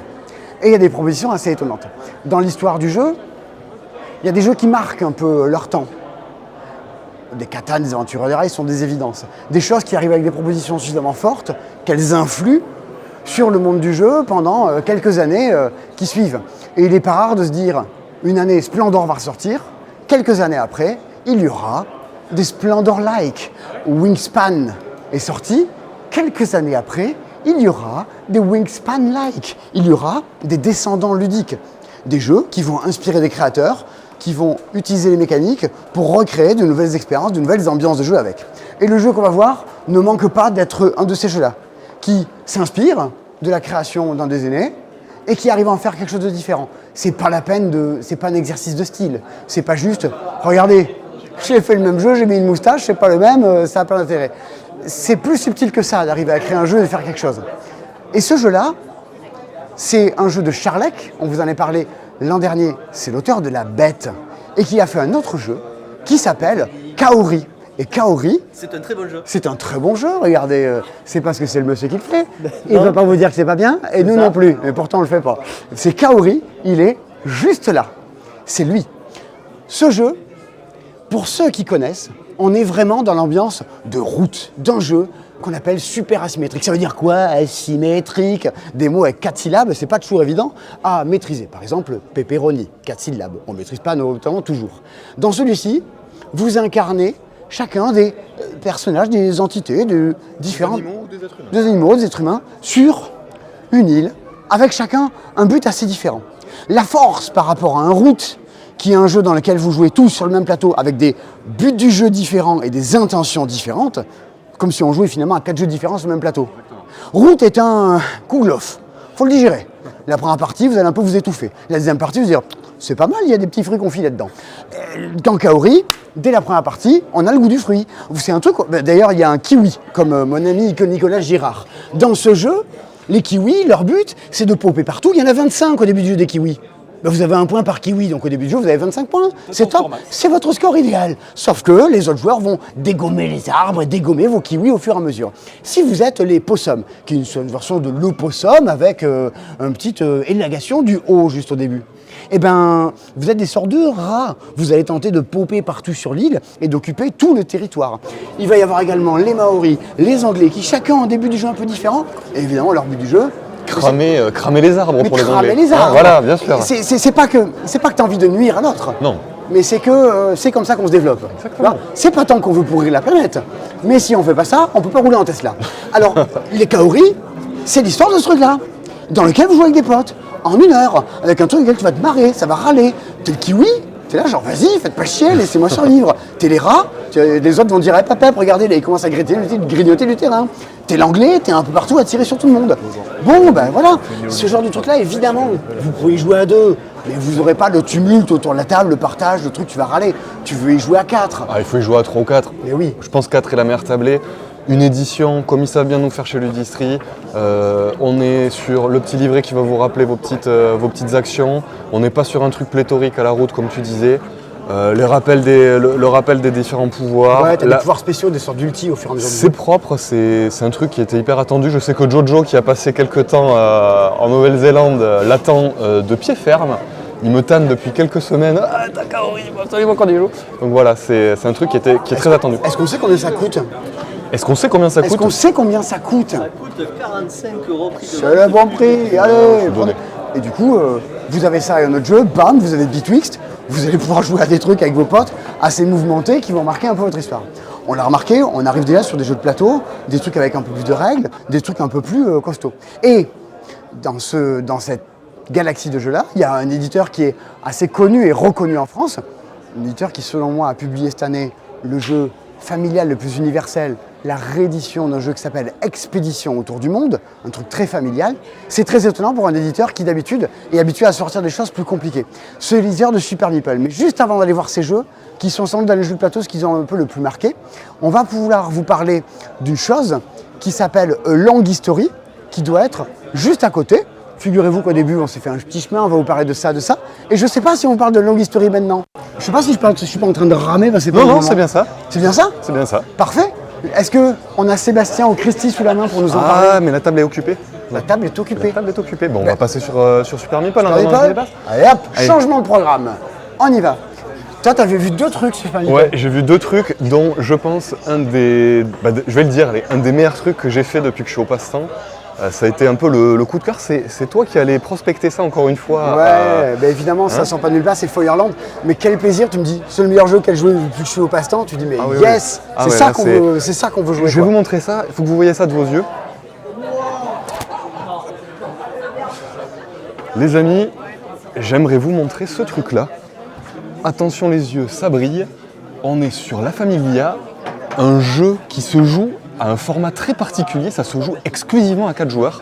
Les plus avertis d'entre vous auront remarqué cette couverture que j'adore, c'est Weberson Santiago, l'Auberge Sanglante et d'autres. Vous aurez remarqué la Et il patte. y a un jeu de l'histoire du qu'on verra juste après la fin de la vidéo. Exactement. Dans les trucs pour nous marquants du salon. Et je trouve que cette couverture, elle est magnifique. Ça représente exactement ce qui va se passer dans la partie. Vous avez les deux frérots qui font partie d'un clan de mafieux siciliens. Hein, c'est les meilleurs pour ça en Sicile. Et vous voyez donc cette petite maison qui brûle. C'est un peu ça qui va se passer. Parce que vous voyez le plateau, ce n'est rien d'autre que la belle Sicile. Hein. On est à Palerme, on est à Catane, on est à Syracuse. Et on va jouer avec son acolyte qui va être en face de vous. Pour vous le situer, on est quand même dans un jeu euro, hein. On est dans un jeu de poste d'ouvrier. C'est quelque chose où d'habitude l'interaction elle est plutôt froide, elle est plutôt même en arrière-plan. T'es plus dans un jeu de gestion que dans un risque d'habitude dans ce style de Exactement. Sauf qu'ici, j'ai eu les sensations que j'ai pu avoir dans un Concordia Venus, tu vois, ce truc de jouer en équipe. jeu-là. Game of Thrones, le Game of- risque, des trucs où ça... Exactement, c'est un mix pour moi entre un Game of Thrones, je pense que c'est un des jeux les plus marquants avec Risk, et un Concordia Venus avec ce jeu en équipe qui va être rythmé. Il y a des twists à tous les tours. On va programmer, on va essayer d'aller cramer des villas, on va essayer de faire des attentats à la bombe dans des voitures piégées. Tu peux envoyer des navires débarquer chez les autres pour leur pourrir la figure. C'est excellent. Le côté programmation de la pose d'ouvrier, comme on aime sur les euros traditionnels, mais avec cette dose de folie amenée par l'occupation de territoire, la conquête. Franchement, énorme claque. Hein. Moi j'ai joué avec tes potes. Bah ouais. Tu reviens, tu me dis meilleur jeu depuis que je suis au passe-temps. Ça fait maintenant 2-3 ans qu'on bosse ensemble. Je me dis je veux absolument jouer à ça avec tes potes. Et je les retrouve un soir, ils me font jouer à ça. Et c'est fou. Comme tu discutes avec ton pote, on va faire un plan et à un tour, on conquiert quasiment tout le plateau. Il nous manque une case à conquérir pour gagner. Et le tour d'après, bam, on se fait dégommer et on n'a plus rien, on pense qu'on a perdu. Et le tour d'après, on revient. Alors qu'en fait, c'est un jeu dans lequel tu vois la lumière et ça s'éteint et tu revois la lumière. C'est quasiment un match de foot. Ah, le clairement. truc. C'est absolument génial. Par contre, c'est que 4 joueurs. C'est que 4 joueurs et écoute, nous on l'a testé avec Jojo encore une fois sur la version anglaise. Hyper content de voir la française qui va arriver chez nous. Franchement ça parle, hein, ça va parler à tout le monde. Du matos de qualité, un plateau lisible et clair et surtout deux bonnes grosses heures où il va se passer des situations assez folles autour de la table. Le thème est clivant, ça parlera pas à tout le monde. La sensation de jeu, elle est quand même, mine de rien, assez forte, quoi. Ah, clairement. Et il y a des gens, ceux qui n'aiment pas l'interaction, fuyez. Mais à un moment, quand tu veux un truc, on parlait de route juste avant d'arriver, des dunes Imperium, des trucs où ça castagne, mais ça joue peut-être qu'à jusqu'à 4. Mais en fait, il faut 23 fois mieux un jeu où l'auteur a dit ça sera 4. Et c'est radical. Et ce n'est que comme ça que vous allez vous amuser. Tu sais, quand tu vas manger dans un resto, qu'on va pas te mettre des ingrédients pour te faire plaisir. Le plat, c'est ça. T'adhères ou t'adhères pas. Mais au moins, la proposition, elle est là. Et je peux vous dire, quand vous adhérez, la familia, quoi. Quel bonheur. Un bonheur. Non, vraiment, ça- j'espère que vous passerez le cap parce qu'il vaut vraiment le détour ce jeu-là, et ne serait-ce que pour les situations de jeu qui vont apparaître. Quoi. Et puis c'est un budget, mais ça, limite, offrez-le à quelqu'un, quoi. Si vous savez qu'autour du jeu, il y a des gens qui ça fait plaisir, si vous l'achetez pas à vous, achetez-le pour les autres. Et faites un Bitwix avec. Il y a le code juste en bas de l'écran. Et l'autre, il y a un autre truc de chez Super Meeple qui était assez attendu. Écoutez, Super Meeple, je crois qu'ils ont mis le paquet pour cette fin d'année 2023. En tout cas, moi, celui-là, il m'a tapé dans l'œil, mais assez fortement. C'est un jeu où on fait cramer des trucs aussi. Hein. Exactement. Alors, le feu. On est sur un truc qui a l'air assez costaud, mais finalement, c'est pas si costaud que ça. On n'est pas sur du projet Gaïa. Hein. On n'est clairement pas sur du Voidfall que vous distinguez juste derrière. On est sur un truc qui est quand même exigeant, mais qui va quand même couler, qui va être assez fluide. C'est l'histoire qui fait passer le truc. Complètement. Alors ici, il y a vraiment un propos. On va incarner des sorcières dans un monde un peu fantastique. L'objectif du jeu, ça va être d'essayer de se répandre sur la carte et d'essayer de préparer des potions. Vous allez avoir les petites potions ici. Et de récupérer des disciples. Et de récupérer des disciples que vous allez placer sur votre petit plateau personnel. Vous voyez, il y a du matériel qui va un peu occuper la table, mais ils ont pris leur place Super Meeple. Je pense que ça peut être joué sur une table un peu plus petite. Ils aiment bien les gros jeux Super Meeple. Mais si vous habitez dans une salle des fêtes, n'hésitez pas, c'est un jeu qui est fait pour vous. Il y a des modules que vous pourrez rajouter. Je pense notamment à cette espèce d'arbre de talent qui va se déployer. Vous n'êtes pas obligé de jouer avec, vous pouvez démarrer et apprendre le jeu, appréhender le jeu sans ça. Cette année, c'est ceux qu'on fait Pagan, qui était un jeu à deux de chasse aux sorcières. Et tu jouais juste à deux dans un jeu de cartes. Là, tu as cette ambiance-là, de retournement de situation, de chasseurs qui vont essayer de te choper, qui vont essayer de buter et d'envoyer au bûcher les autres, de va y joueurs avoir- qui vont voter pour savoir est-ce qu'on va te brûler ou pas, avec la Exactement. foule qui va participer à ça.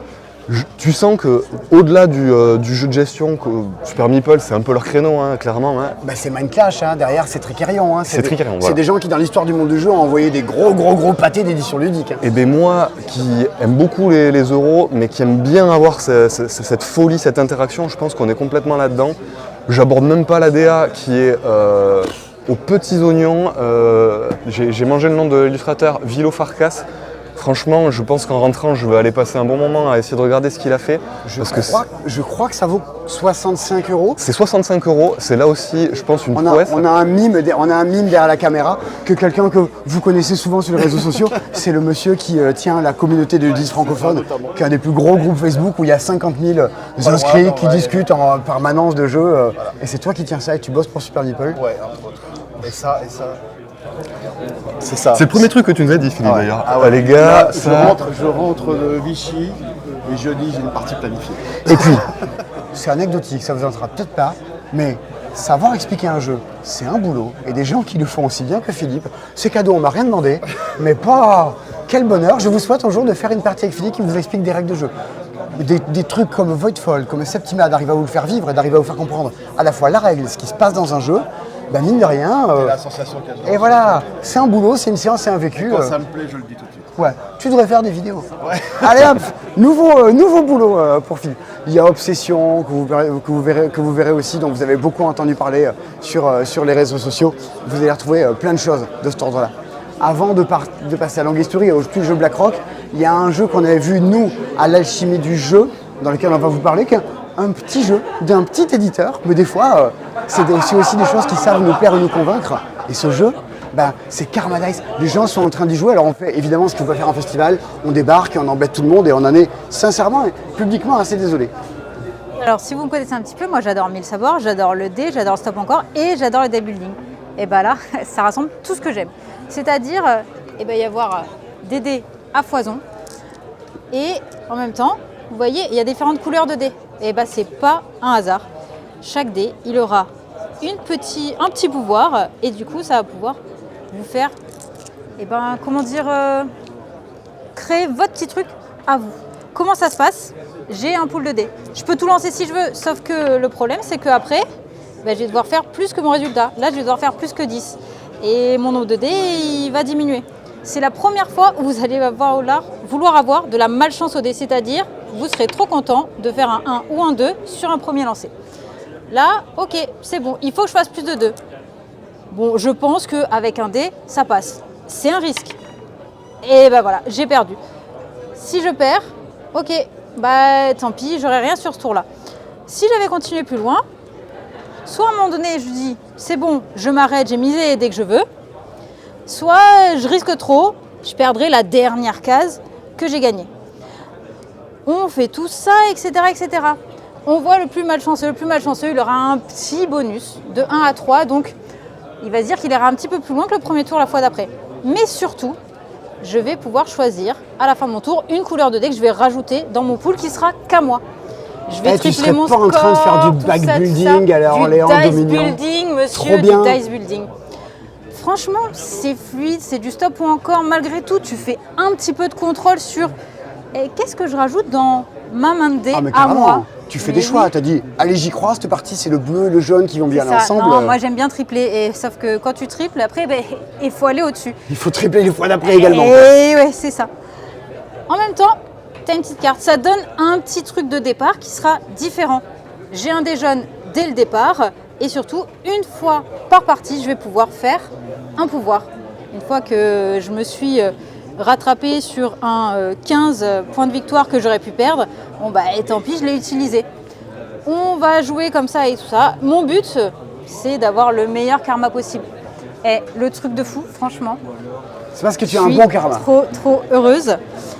On l'avait testé, moi j'avais beaucoup aimé et du coup il y a Simon. Ok, d'accord. Et moi aussi j'ai mon petit karma. Vous vous rendez compte que ça peut être la première fois et peut-être l'une des seules fois où, sans être sur la table, Christy pourra battre Sébastien à un jeu. Alors on rassure tous les gens qui nous franchement. détestent. C'est juste un truc qu'on a imprimé pour nous faire plaisir parce que les gens Moi, sont des amours. Je vais le ramener Vous ne- à la maison vous- et je serai trop contente. Vous ne serez pas obligé de vous cogner nous-mêmes à l'intérieur du jeu. Du coup, Karma Dice, autre truc, franchement, la couve, noir, blanc et des petites touches de couleur, c'est trop canon. Bah, si vous avez aimé Chakra, si vous avez aimé les jeux de dés, vous pouvez y aller et ça a C'est ça. beaucoup plus de profondeur Mais que ce que ça a l'air dans le format Top ou petite encore, boîte, quoi. dice building, des petits choix, t'es là. Est-ce que je vais être poissard ou pas? Bah moi je kiffe quoi. C'est ce que tu veux dans un dé. Tu veux le frisson de ça Mais passe ou ça casse, quoi. oui. À un moment, le contrôle, ça va 2 minutes, mais Un tout petit peu de contrôle, allez. un autre jeu, on revient. Maintenant, la table s'est libérée sur un jeu de civilisation qui est tout un genre par des gens qui sont d'à côté de Toulouse, mais c'est pas pour ça qu'on vous en parle. C'est A Long History. A Long en un seul mot. Christy, je t'ai très bien entendu, mais si j'étais un peu loin, on en reparlera autour d'une partie après le festival. C'est un jeu compétitif. Vous développez votre civilisation, et ça, bah, Thomas, t'es assis à la table. J'ai pas réussi à t'y faire jouer parce que t'as eu des petites déconvenues pendant le week-end. Donc, pas en parler, on va parler positif. On va parler que du positif. Et celui-là, je pense que ça peut te parler parce que pourquoi? C'est un jeu de gestion dans lequel il y a des dés. Comme tu avais bien pu aimer Cora, comme tu aimes bien globalement les jeux dans lesquels il y a des dés, à mon tour, je lance mes dés et je vais chercher à construire ma civilisation. Dans ma civilisation, j'ai des bâtiments, j'ai des terrains, j'ai des personnages. Je vais essayer d'avoir tout ça pour pouvoir essayer de gagner la partie. Bah là, je vais devoir utiliser mes dés pour dire si je veux recruter Hippocrate, il me faut 5 bonhommes et il me faut de la culture. C'est la symbole de couronne. Là, je suis quasiment bon. Il va peut-être falloir que je relance un dé ou deux en dépensant pour réussir à avancer. Et une fois que j'ai réussi à faire mon tour, à dire parmi les cartes que j'ai devant moi, j'ai réussi à payer Hippocrate, il vient dans ma civilisation. En gros, c'est ma main et ça, c'est ma civilisation. Tous les autres vont utiliser les mêmes phases de dés que moi j'ai utilisées pour pouvoir jouer leur civilisation. C'est pas si chaotique que ça du coup. Alors, c'est pas si chaotique que ça, on est un peu dépendant de la pioche, mais on va pouvoir contrôler un peu le hasard des dés.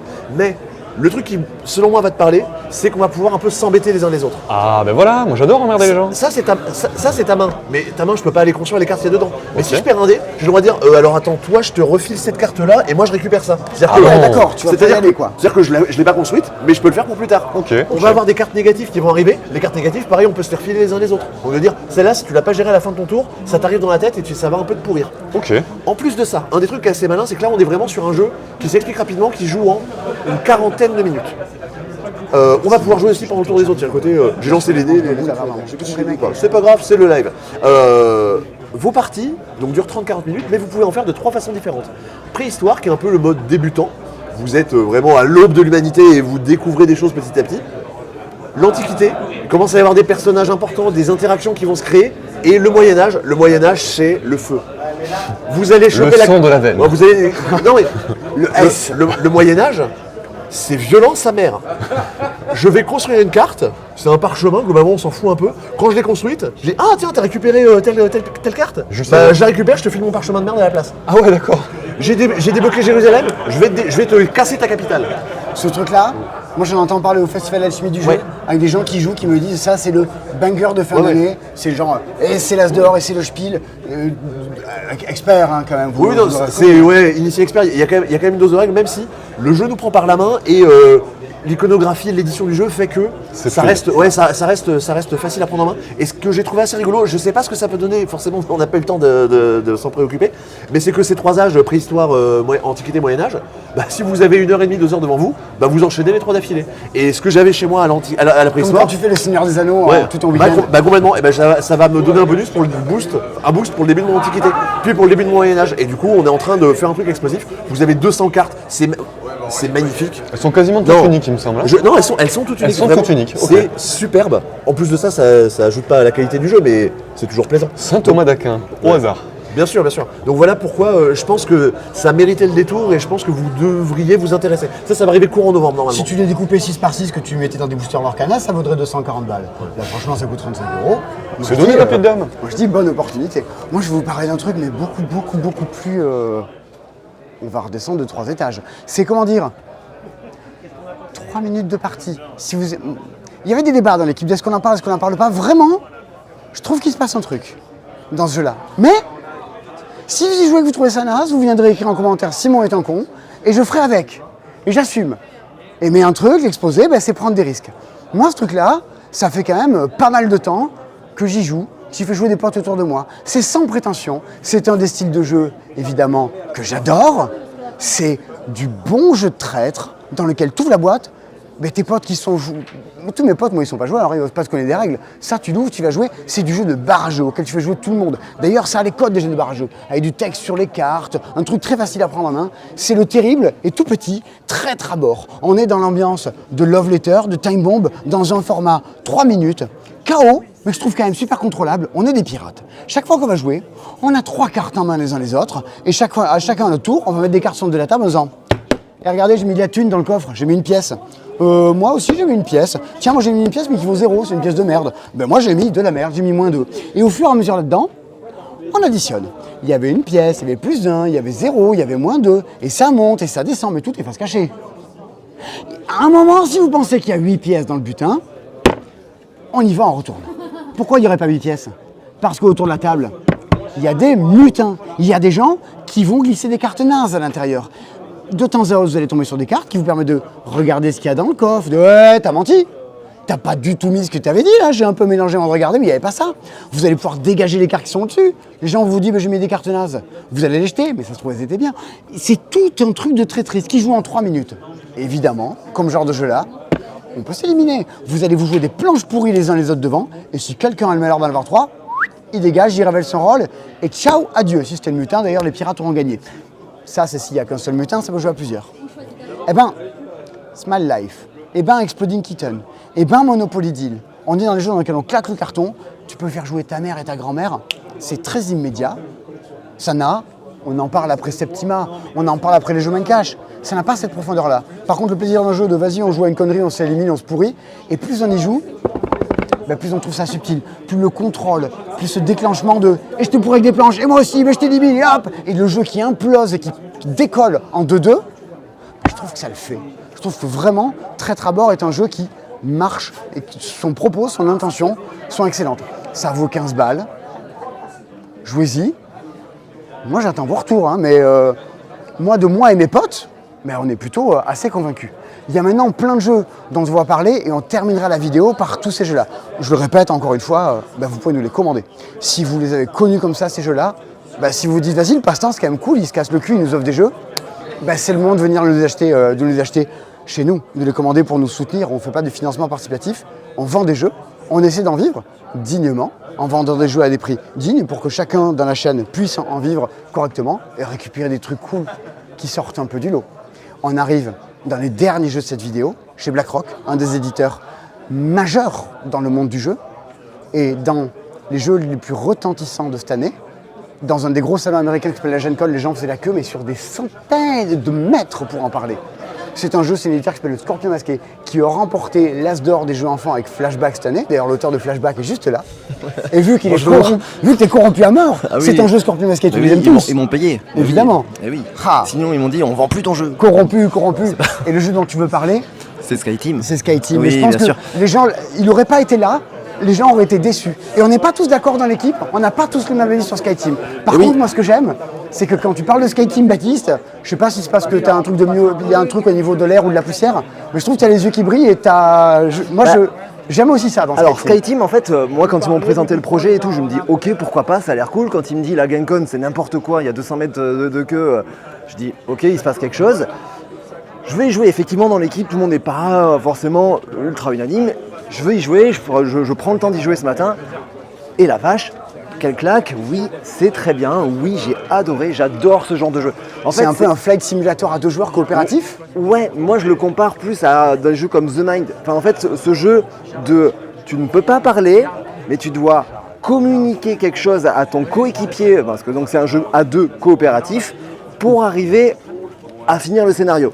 On va essayer de faire voler un avion. On va essayer de faire et atterrir. de gérer les paramètres de vol de On va l'avion. essayer de faire atterrir un avion, surtout ça. Voilà, de faire atterrir un avion. Alors, regardez, je vous mets dans le bon sens, c'est quand même plus sympa. Donc en gros, le principe de jeu c'est très simple. Vous avez chacun un petit paravent, hop, devant vous. Vous avez chacun vos dés. Hop là. Tu peux. Je peux prendre les dés. Ce sera mes dés et mon paravent. Avant de lancer les dés et uniquement avant, on va pouvoir discuter. Et c'est uniquement là qu'on va pouvoir discuter. Est-ce qu'il faut faire pencher les ailes à gauche? Est-ce qu'il faut Qu'est-ce relancer qu'on les fait? réacteurs? Comment? Qu'est-ce qui est le plus urgent? Qu'est-ce qu'il faudrait comme dé? Mais on n'a pas relancé les dés. Et là, t'as pas le on droit lance. de dire si t'as un 6, mets-le là. T'as le droit de dire il faudrait un gros dé. Et après, on va lancer les dés. Et chacun son tour, on va les positionner sur le plateau. Les bleus sur les bleus, les oranges sur les oranges. Le but, c'est que l'avion arrive jusqu'à l'aéroport et virer tous les avions de ligne qui se baladent sur la ligne Place, en leur disant avec le radeau, cassez-vous, on arrive. Et qu'il ait déployé les freins, qu'il ait déployé les ailettes et qu'il ait suffisamment freiné justement pour déployer les trains d'atterrissage. Je veux bien qu'on soit à Toulouse. Le thème, il est mécanique. Le thème, il est pas sexy. Voilà. Qu'est-ce qui Mais fait ce qui se passe, c'est que tu prévois un plan. Tu dis, ok, on fait ça, il nous faut des petites cartes, il nous faut des petites on va petites souquer valeurs. les artibus. Il nous faut des petites valeurs, on fait ça, etc. Tu lances tes dés, tu n'as plus le droit de parler et tu vois que tu n'as pas du tout ce qu'il fallait faire. Tu n'as pas du tout les dés que pour le plan que tu avais fait. Donc en fait, j'ai envie de te dire, oh la vache, ça va mal se passer. Mais je Voilà. peux pas te le dire. Non, tu n'as pas le droit de dire. Du coup, c'est tout le truc de se dire comment je fais pour arriver à faire comprendre à mon coéquipier que c'est la merde et qu'il arrive quand même à anticiper ça et à quand même contrôler un peu, à garder le contrôle Ouais, de l'avion. si on quoi. s'était dit, il faut un 6, il faut le poser là, ben si je mets un 2 ici, ça veut Voilà. dire que le 6, je l'ai pas. Tu l'as pas et du coup, ok, il faut peut-être que je fasse autrement, que j'utilise peut-être le dé que je voulais mettre à la fin dès le début pour faire comprendre que il n'y a pas le choix, on va devoir s'habituer comme ça. C'est pas qu'un seul mode de jeu, c'est toute une campagne. Alors c'est le seul mode de jeu, en fait c'est juste le plan de vol est très différent. Je sais pas, il y en a plein là. Vous avez un livret de vol avec il faut atterrir sur la glace, il y a un stagiaire, il y a un stagiaire. il y a la météo toute pourrie, il y a plein de modules qui se rajoutent. Il y a une mouette. Il y a une mouette, il y a des modules qui se rajoutent, il y a des niveaux de difficulté qui se rajoutent. J'ai fait que le premier, j'ai très envie de continuer à le faire à la suite. Voilà, il y en a qui disent que peut-être ça va s'essouffler après. Je pense pas, je vois pas comment. Vraiment, c'est. Je comprends l'engouement. quoi. On sort d'une ère des jeux à deux, trusté par Seven Wonders Duel, par des choses compétitives. Là, tu as un truc qui est coopératif, qui propose totalement autre chose. Et comme toujours, c'est Scorpion Masqué, qui C'est est un, bossé. c'est un jeu à deux coopératif et il n'y en a pas beaucoup. On a regardé tout à l'heure, il y a Complice qui n'a rien à voir. Ouais. Bah après, c'est vrai que par contre, des jeux coopératifs BlackRock, bah il n'y a pas que celui-là, quoi. Il y a un truc, je sais pas où il est en ce moment, je sais pas si c'est celui dont on va parler là, après. là où il y a plein mais de monde. on en parlera juste après, si j'ai bien compris. Maintenant, de quoi qu'on va parler? Regardez, ça fait 1h30 qu'on court partout, il fait 43 degrés et on ne sait pas où on va après. Quel est le jeu dont nous parlons ensuite? Ah, moi je tiens la caméra. Oh là là, personne nous Ah, mais si, aide. c'est ça. Allez, est-ce qu'on n'irait pas voir un truc? Si c'est Oh, ça. si. Ah ben voilà. C'est l'instant grand spectacle. Tout le monde est autour et tout le monde regarde ce qui se passe. Et ce jeu, c'est Nekojima. Tu y as joué, Baptiste, Oui, ce matin. j'ai joué ce matin. Donc littéralement l'île des chats. On va faire tout doucement. Je vais faire de l'ASMR. Je vais faire de l'ASMR pour vous expliquer l'île des chats. Donc c'est un jeu d'adresse coopératif ou compétitif où à chaque tour en fait on va lancer 2 dés qui vont me désigner 2 couleurs et on va devoir placer un poteau électrique composé de 2 morceaux de bois et d'une câble électrique, donc d'une ficelle, d'une couleur spécifique. Il y en a des grands, des moyens, des petits. Il va falloir placer ça sans faire tomber la structure. Et même de temps en temps, en fait, vous allez tirer un chat, un petit jeton noir. Thomas, si tu veux montrer ça, là, le petit jeton noir qui dit que vous allez devoir placer un chat, comme fait ce charmant monsieur, qui va devoir le placer sur la couleur qu'il vient de tirer et qui ne doit toucher bien sûr aucune corde et aucun poteau. Est-ce que le chat a le droit de sortir de l'île ou pas? Le chat peut sortir. Il y a un suspense insoutenable, je crois que ça touche quelque chose, je pense que ce n'est pas bon, il ne faut pas que ça touche le poteau, il va devoir l'ajuster. Soit en mode coopératif, où ils sont très bons là les gens, ils sont quasiment au niveau 7, nous on a fini le niveau 4, je me rends compte qu'on était vachement moins bons que ces gens-là. Oui voilà. Ce que j'adore dans ces jeux d'adresse, c'est que aussitôt, c'est une espèce de spectacle où tout le monde retient son souffle. Ah oui, bah non mais là. Et si un jeu d'adresse ne fait pas ça, c'est que là, ça il faut marche te mal, dire quoi. qu'ils sont à la fin. En gros, ils sont en mode coopératif. Il faut arriver. Vous êtes pas. Ah, vous êtes en C'est compétitif avec compétitif. ça. Ces gens-là se détestent, il y a un D'accord. stress, il y a une espèce Voilà. de tension. Presque... Bref, il y a 2 modes de jeu. En coopératif, il faut remplir le. Ah là là là là là là là là. C'est le drame, c'est le chat qui a tout fait tomber. Bref. C'est Bref, Nekojima. voilà, c'est Nekojima. Ouais, vas-y, montre la boîte. C'est Nekojima. Combien ça coûte?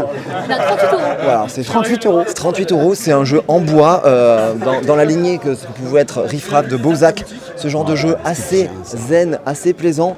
Et moi ce que j'aime beaucoup c'est qu'il y a le mode coopératif. Les gens viennent hurler en faisant tomber une tomate sur moi de hauteur. Très stressé. Mais en fait justement tu sais, t'es tout posé, tu pourrais avoir une petite musique douce et un bruit de cascade, ça serait très bien. Tu mets un Ghibli dans le fond. Voilà. Et puis c'est très beau. enfin, je trouve que la couverture est magnifique. Ah bah, il y a un côté très poétique, hein. Le matos est dingue. Et alors j'ai lu l'interview des auteurs qui ont eu l'idée en faisant des travaux chez eux, en vendant des bouts de bois et des câbles électriques, qui se sont dit hey, pourquoi pas, ça pourrait être sympa. Vu qu'on est en train de refaire le passe-temps, on va peut-être avoir l'idée d'un jeu, quoi. C'est vrai, voilà. Et voilà, et puis des petits chats qui se baladent, tout ça, c'est extrêmement mignon, c'est vraiment, voilà. Enfin, Et au-delà de l'objet, il y a un jeu. au-delà de l'objet, il y a un jeu. On parlait de jeu coopératif juste après. C'est Thomas qui est derrière la caméra maintenant. C'est un truc que vous allez pas mal jouer, que vous allez plutôt kiffer. Et Sébastien est juste devant. Il nous attend là. Il fait des gestes en mode oui, je veux trop en parler. Et ce truc-là, pourtant, même toi comme Thomas les jeux coopératifs, c'est plutôt pas ta cam. C'est pas trop ma cam, vous commencez peut-être à le savoir à force, je suis pas un grand fan des jeux coop, mais alors là, celui-là, on en a fait 5-6 parties, pas d'affilée, mais dans le week-end avec les copains. Et je suis revenu à la boutique en disant à Sébastien qu'il n'a pas manqué de se foutre de ma gueule longuement. Je en disant, t'apprécie tel que tu es. c'est tellement bienveillant le passe-temps. Ben oui. Et donc, ils se sont bien foutus de moi parce que toi, t'aimes le jeu coop. J'ai dit non, mais c'est pas un jeu coop comme tous les autres. Moi, j'ai un ressenti de pandémie, Ok. mais avec un effet leader. Le jeu de société. Oui, oui. Eh oui, sinon c'est pas le même ressenti. C'est pas le même ressenti, déjà tu sens plus. C'est ça, t'as plus d'odorat. T'as plus d'odorat. Non, là vous avez vraiment ce ressenti de pandémique, sauf que il y a beaucoup moins cet effet leader qui me gave dans la plupart des jeux coop que j'ai eu l'occasion de faire. Sébastien, tu veux nous expliquer un peu la Ouais, méca ? carrément. Vous êtes vous vous battez contre la main blanche, qui est une espèce d'organisation qui va chercher à voler des œuvres d'art, représentées par ces caisses en bois. Et votre but, c'est de vous déplacer dans l'un des pays. Vous avez 6 plateaux disponibles, c'est recto verso, avec des règles différentes à chaque fois, pour contrer la main blanche et réussir à sauver ces œuvres d'art. Si vous ne le faites pas, vous avez perdu la partie. Si vous vous faites submerger par la main blanche, comme dans Pandémique, il y en a trop, ça explose de partout, on perd la partie. Si jamais on est arrivé au bout du paquet de cartes et qu'on n'a plus d'action disponible, on perd la partie aussi. Autant vous dire que va falloir être efficace, va falloir faire un plan. On est dans Ocean's Eleven. Enfin, là, comme ça, on est dans un monde dans lequel tout le monde a joué à Pandémie, le jeu de société. Ah non, mais depuis bien des sûr, années. bien sûr, on sent clairement l'inspiration, mais vous n'avez pas d'effet leader. Je vais expliquer juste après pourquoi. Et vous êtes sur un jeu qui va être vraiment dynamique, qui va être vivant. On n'est pas chacun dans son coin à calculer le nombre de cases qu'on veut faire. On est vraiment en train de discuter et de faire un plan à la Ocean's Eleven. On a 2 cartes en main toutes et tous. On va devoir chacun notre tour en jouer une. Notre but, c'est de déterminer dans quel ordre on va le faire. Chacun notre tour, on en joue une, on va discuter. Vas-y, par exemple, qu'est-ce que... Là, par exemple, vous voyez, c'est- j'ai 2 cartes. Il y en a une qui va nous faire perdre des ressources en flingue ou qui va nous faire perdre un cœur. Les ressources, elles sont communes, elles sont dans cette espèce de combi Volkswagen là. On part pas en camping, hein, vous avez vu, il y a des douilles de balles, il y a du kérosène. Non, c'est il y a des les toxiques. Mystery Machines, c'est Scooby-Doo. Ouais, c'est Scooby-Doo. Scooby-Doo vitaminé. Et donc on va devoir sélectionner ces cartes. Parfois, on va perdre des ressources, croix rouge. Parfois, on va en gagner. Parfois, on gagnera que dalle. Une fois qu'on a résolu la carte, on va la placer à côté du plateau et on va gagner le symbole qu'il y a en dessous. Et qui On va écrit, paf, au juste dos. derrière. Et ça, c'est le côté très malin du jeu. C'est-à-dire que quand les autres tiennent les cartes, vas-y Sébastien, on va pouvoir dire « Eh, mais t'as un symbole cinéma !» Alors ouais, c'est vachement bien, on gagne plein de ressources. Par contre, il faut que quelqu'un perde un cœur. Les cœurs, c'est les jokers, on peut pas les remplacer. Donc il faut que quelqu'un perde un cœur. Si on n'a plus de cœur, on est éliminé. Donc il va falloir se débrouiller pour dire ah, toi, tu as une carte qui fait gagner un cœur. Bah attends, on joue ta carte d'abord. T'as besoin de quoi comme ressource? Attends, on fait ça. Ah non, mais là, ça marche pas. Et on fait des plans sur la comète. Faut se débrouiller pour avancer. Alors, Thomas, je pense que tu l'as pas mal répété sur Septima. J'étais pas là, mais j'espère que tu l'as dit que c'était magnifique. Alors voilà, moi je... Et là, Voilà Vincent Dutré. Ouais. Alors moi, l'amour de la cartographie associé à ça, franchement, t'as qu'une envie, c'est de tester toutes les configurations. Alors j'ai joué tous les plateaux, il y en a 6. Oui, vous avez bien entendu, 6 plateaux. Un travail assez fou, vous passez des pays baltes, des pays nordiques, pardon, aux États-Unis, en passant par Rio de Janeiro. Au dos, on a la Polynésie, c'est le seul plateau que j'ai pas fait, le Japon. Et je crois que de l'autre côté, c'est c'est Montluçon. les États-Unis. Ouais, on Non. est... Ah non, c'est les États-Unis, pardon. Non, c'est Oh, l'Égypte. on est- On confond souvent avec Montluçon. On garde toujours la même ossature, le même squelette des règles de base. On n'est pas perdu quand on passe d'un plateau à l'autre, mais il y a une petite variation, il y a un petit twist qui va faire que vous avez envie d'aller vous faire contraindre d'une certaine manière plutôt que d'une autre. La difficulté, elle est là. J'ai clairement pas gagné toutes les parties, c'est même plutôt le contraire. Et du coup, il y a un goût de reviens-y. Et puis, si Bibi n'était pas là, si Seb n'était pas là, comment ça se serait passé? Et puis Le système, peut-être aussi incité sur le système de combat qui est Ouais, aussi hyper intéressant. Il y a un petit peu de dés, il y a un petit peu de folie, il y a un petit peu de chaos. On ne sait jamais si ça va passer ou ça va pas passer. Il y a ce côté un peu folie. Franchement, Bon. j'ai pas grand On chose de se négatif à souvient des dire. parties, on exulte quand on a gagné. Et vraiment, comme on incarne une sorte de gang qui veut sauver le monde, forcément on fait notre plan et là on a vraiment cette impression, genre on a mis la carte sur la table et on a des clopes et on a des trucs qui sont posés par-dessus. Vincent Dutré a fait un taf de ouf, c'est Florent Sireix et Benoît Turpin qui ont fait ça. ouais. On reconnaît que, il y a Florent Sireix qui est là-bas, on va pouvoir lui faire coucou. Coucou. Ça marche bien, il a souri, il a ramené. Non, on parle de Dire Project, on a dit qu'on trouvait ça très cool, même si Thomas il aime pas les jeux coop. Et que du coup. Et ben voilà. Et ben voilà.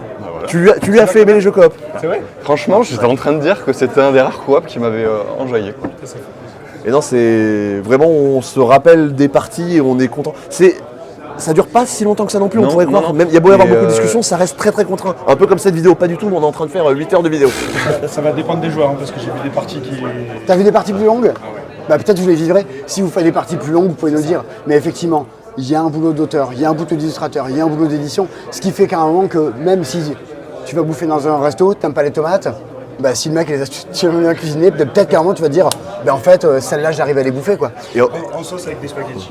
Le jeu d'après est lui aussi un jeu qui a cette qualité d'auteur, cette qualité d'illustration, cette qualité d'édition et qui fait que c'est sans doute dans la vidéo un des trucs qui nous a le plus marqué, qui sera l'avant-dernier jeu de cette sélection. C'est un jeu de Maxime Rambourg, l'auteur de Mind Up que vous avez vu cette année. C'est un jeu de Théo Rivière, l'auteur de plein de trucs que vous avez vu cette année. Eh ben, j'ai décidé d'en parler avant, je ne sais pas pourquoi, parce que je fais n'importe quoi dans le désordre. Christy, est-ce que ça te dit qu'on parle de Dracula versus Van Helsing?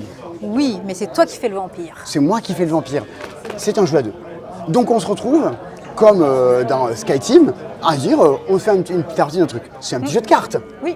On se retrouve, si vous avez déjà vu sur la chaîne, ou vous avez peut-être même joué à des jeux comme Jekyll vs Hyde, Shoten Totten, un petit jeu de cartes dans lequel on va s'affronter pour prendre le contrôle de territoire. Sachant que un joueur va incarner Dracula et va tenter de bouffer les habitants intérieurs de la ville. Eh oui, tu veux les rendre vampires. Complètement. Tandis que moi, je vais essayer de, si c'est moi qui incarne Van Helsing, je vais essayer de t'en empêcher. Pour ça, c'est des batailles de cartes. Hein. C'est des cartes qu'on a derrière auparavant, qu'on joue, on compare des forces. Mais chacune de ces cartes déclenche des effets spéciaux, permet de rejouer.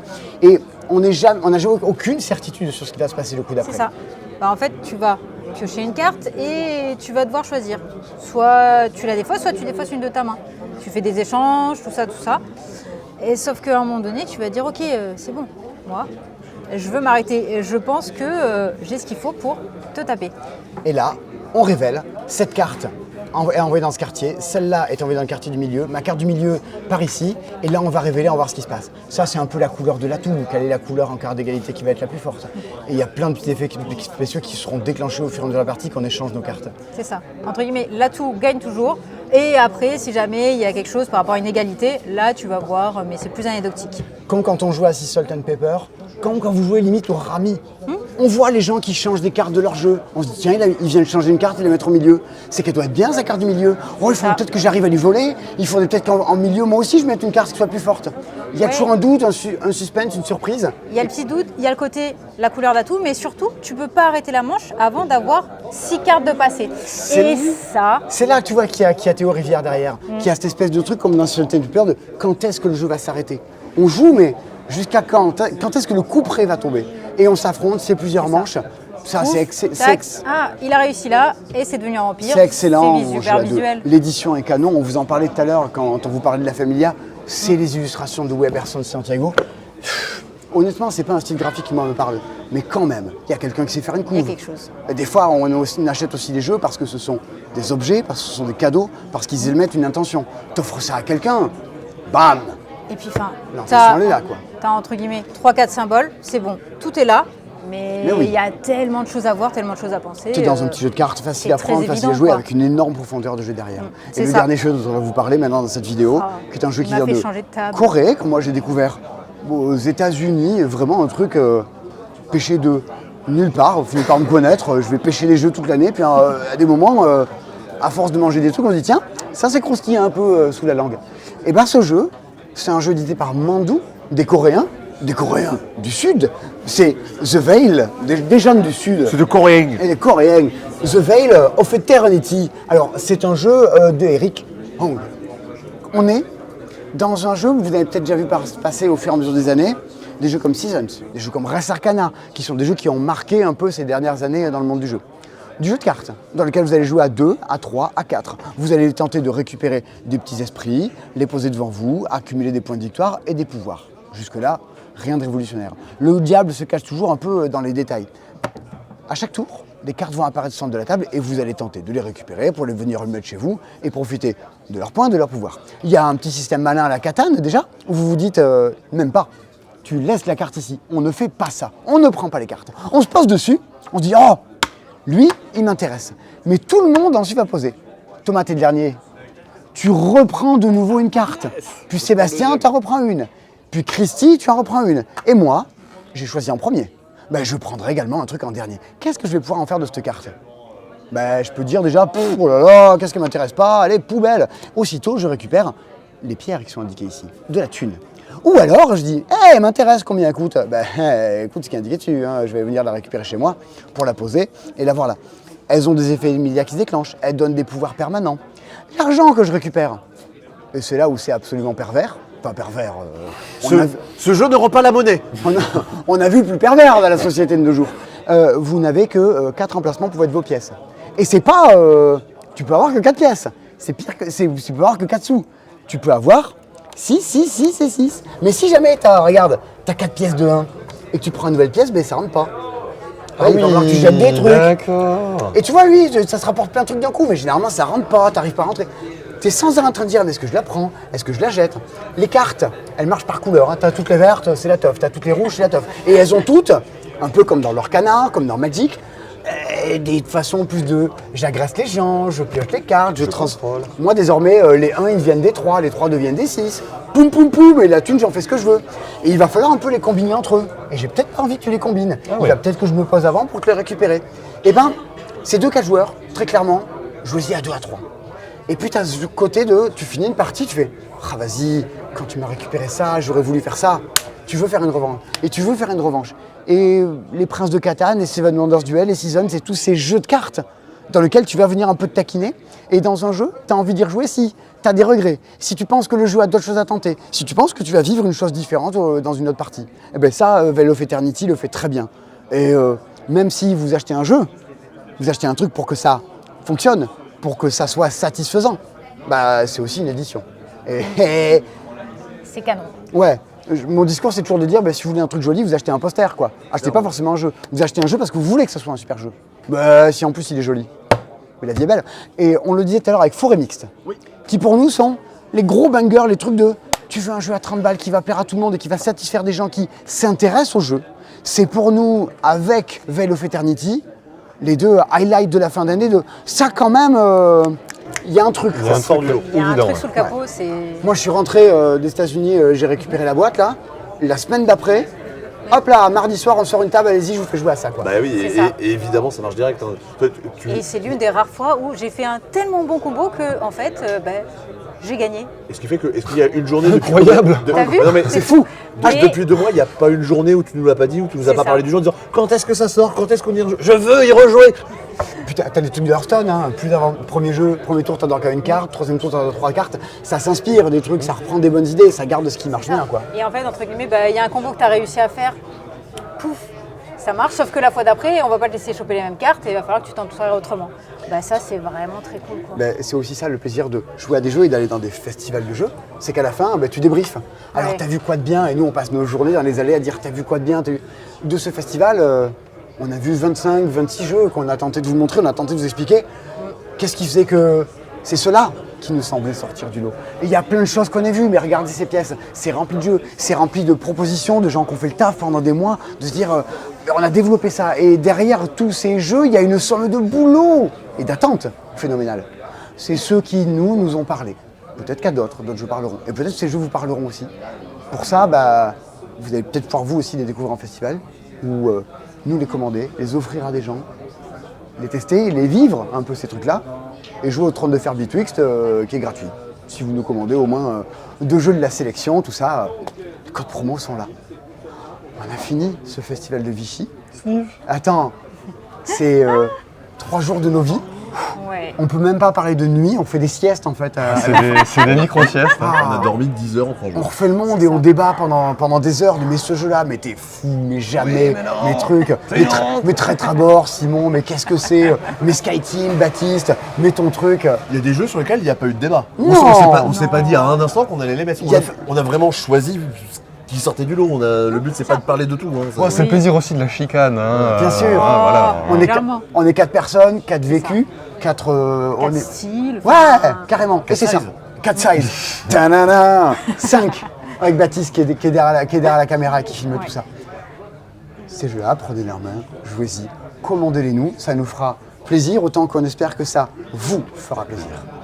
On est en septembre-octobre, le magasin va être totalement refait Pimp pour my sa ride. inauguration. Ton Si vous magasin voulez- a été tuné. si vous voulez voir ces jeux, ils vont sortir au fur et à mesure du mois. Si vous passez des commandes et que tous les jeux ne sont pas sortis, on vous met de côté les jeux qui ne sont pas encore là, bien au chaud, pour que le jour où il en manque un, qui vient d'être disponible, qu'on vous envoie tout et vous pouvez revenir dans notre nouvelle boutique, toujours à la même adresse, nouveau mur, nouvelle vitrine, nouveau déco et tout à péter.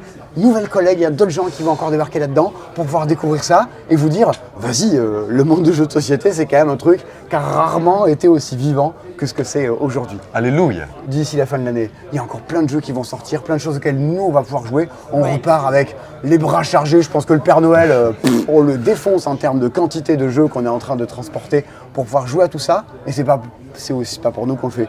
C'est surtout pour vous, pour pouvoir vous dire être à la hauteur des attentes et de la confiance que vous nous accordez depuis des années. Pourvu que ça dure. On se retrouve sur cette chaîne. Abonnez-vous parce que d'ici la fin de l'année, on va avoir joué à tout ça. On vous fera des retours. Chaque semaine avec Sébastien, on vous présente ses dispos sur la chaîne secondaire pour vous dire voilà tout ce qui est dispo et tout ça.